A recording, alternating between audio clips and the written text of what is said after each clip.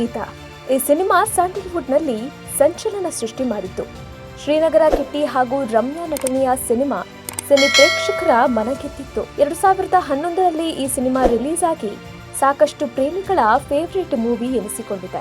Sanju weds Geetha part 1ರ ಭರ್ಜರಿ success ನಂತರ ನಿರ್ದೇಶಕ ನಾಗಶೇಖರ್ ಪಾರ್ಟ್ 2ಗೆ ಕೈ ಹಾಕಿದ್ರು.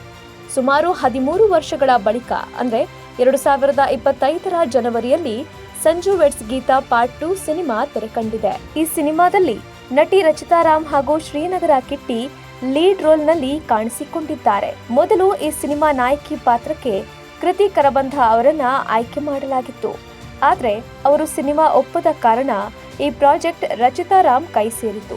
ಸಿನಿಮಾ ರಿಲೀಸ್ ಆಗಿ ತಿಂಗಳುಗಳೇ ಕಳೆದಿದ್ದು ನೀರಸ ಪ್ರದರ್ಶನ ಕಂಡಿದೆ.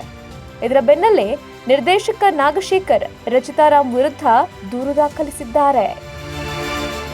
ಹೌದು, ಸುಮಾರು 12 ವರ್ಷಗಳಿಂದ ಗುಳಿಕೆನ್ನೆ ಚೆಲುವೆ ರಚಿತಾ ರಾಮ್ ಸ್ಯಾಂಡಲ್ವುಡ್ನಲ್ಲಿ ಸಕ್ರಿಯರಾಗಿದ್ದಾರೆ.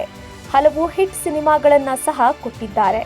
ಆದ್ರೀಗ ರಚಿತಾ ರಾಮ್ ವಿರುದ್ಧ ಗಂಭೀರ ಆರೋಪ ಕೇಳಿ ಬರ್ತಿದೆ. ಸಂಜು ವೆಡ್ಸ್ ಗೀತಾ 2 ಸಿನಿಮಾ ಪ್ರಚಾರಕ್ಕೆ ರಚಿತಾ ರಾಮ್ ಬಂದಿಲ್ಲ.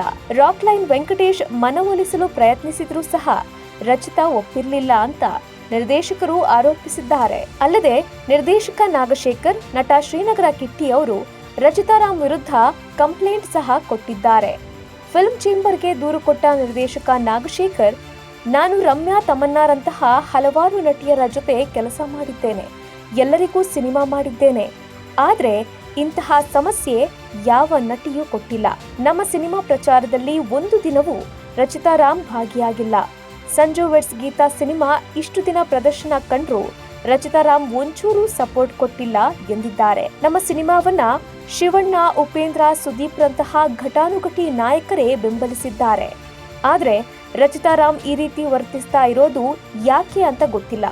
ನಾವು ಪೇಮೆಂಟ್ ಕೂಡ ಸರಿಯಾಗಿ ಕೊಟ್ಟಿದ್ದೀವಿ ಅಂತ ಆರೋಪಿಸಿದ್ದಾರೆ. ಈ ವಿಷಯದ ಕುರಿತು ಹಾಗೂ ಕನ್ನಡ ಸಿನಿಮಾ ಥಿಯೇಟರ್ ಸಮಸ್ಯೆ ಕುರಿತು ನಿರ್ದೇಶಕ ನಾಗಶೇಖರ್ ಮತ್ತು ನಟ ಶ್ರೀನಗರ ಕಿಟ್ಟಿ ಫಿಲ್ಮ್ ಚೇಂಬರ್ಗೆ ಕಂಪ್ಲೇಂಟ್ ಕೊಟ್ಟಿದ್ದಾರೆ. ಇದರಿಂದ ನಟಿ ರಚಿತಾ ರಾಮ್ಗೆ ಸಂಕಷ್ಟ ಎದುರಾಗಿದೆ.